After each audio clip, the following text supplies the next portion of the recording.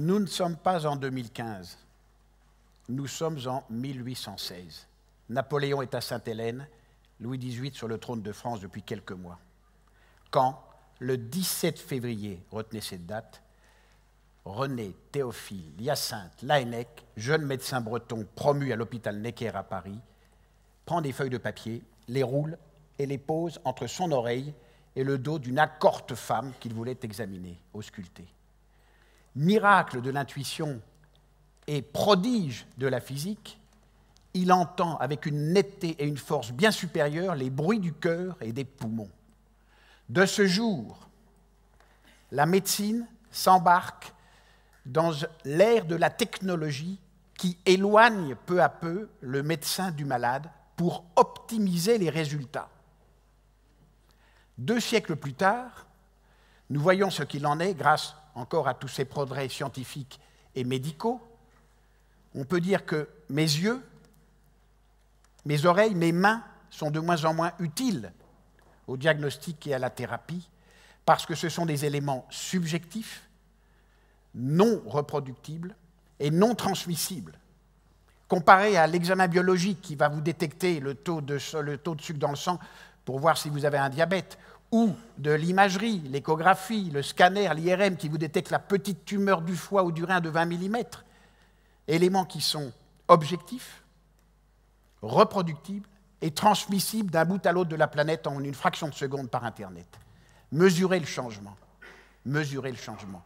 Nous en sommes où maintenant? Grâce à ces innovations, la génomique nous permet de prédire un certain nombre de maladies et d'en guérir d'autres. L'ordinateur va devenir mon conseiller, le médecin de synthèse est là. Il fonctionne comme mon cerveau par algorithme, allant agglomérer des indices en refusant d'autres. C'est lui qui va faire de mieux en mieux pour me proposer des solutions diagnostiques et éventuellement m'aider dans le bon choix thérapeutique.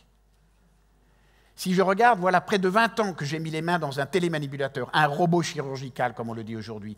Je suis donc à opérer à 2 mètres du malade, sans pénétrer dans son corps. Ce sont les instruments qui vont au plus profond de l'anatomie et qui vont enlever le petit cancer qui va guérir le malade.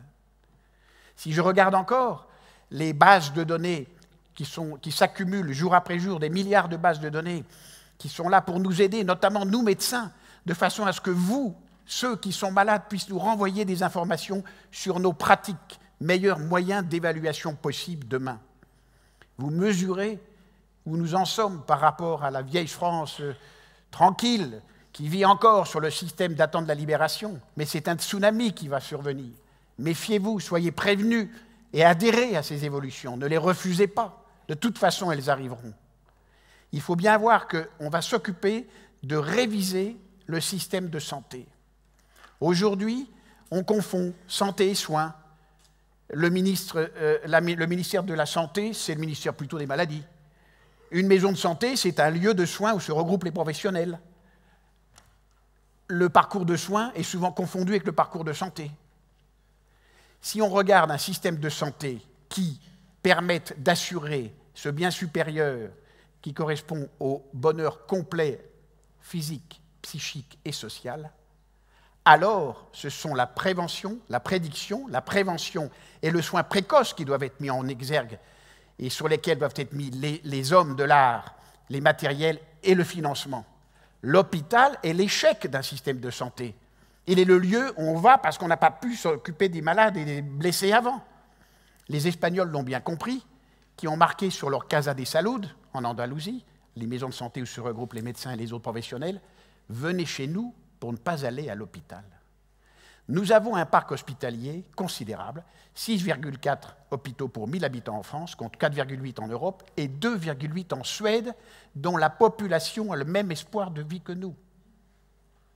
Deuxièmement, deuxième point essentiel à vous faire comprendre.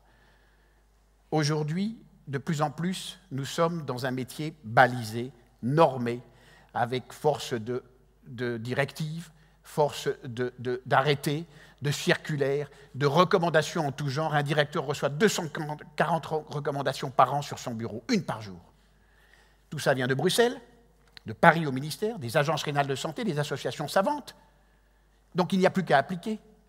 Et si je peux appliquer à ce moment-là, je peux déléguer cette application à des personnels dédiés qui le feront aussi bien que moi. Alors quel va être mon rôle de médecin dans ce XXe siècle qui s'ouvre? Qu'est-ce que je vais faire? Et moi, l'ordinateur me pique le boulot? Les autres vont le faire aussi à ma place, les actes techniques, il me restera quoi? Il me restera ce qui est le plus beau, et c'est ce pourquoi j'ai prêté le serment d'Hippocrate. Il me restera la possibilité de transgresser ces règles, de les jeter au panier parce que je suis face à un malade donné en consultation qui, pour des raisons personnelles, familiales, socio-professionnelles, culturelles ou religieuses, ne correspond pas à l'ordre qu'on veut lui établir qui est basé sur des populations statistiques, la médecine par l'épreuve. Mais moi, j'ai affaire à un malade donné singulier. Et c'est mon vrai rôle de médecin. C'est le seul qui vaille, c'est le plus beau. Et c'est celui-là qu'il faut promouvoir par rapport à tous les éléments techniques. Ne nous perdons pas dans la technique. Revenons à l'humanisme complet, à la confiance. Et le plus beau du plus beau, c'est quand en fin de consultation, un malade me dit « Et si c'était vous, docteur ?» Là, je sais que j'ai gagné, qu'il reporte sur moi sa demande et son inquiétude. C'est toute la vérité, toute la beauté du métier. Donc ensemble, ne retardons pas cette évolution. Poussons-la, poussons les politiques à évoluer de façon à apporter de nouvelles solidarités qui permettent d'assurer la meilleure prévention, le meilleur soin, la meilleure éducation thérapeutique aux plus démunis, aux plus âgés et aux plus éloignés, qui sont celui qui est dans la petite ferme du hameau le plus reculé de France. Voilà l'avenir de la médecine.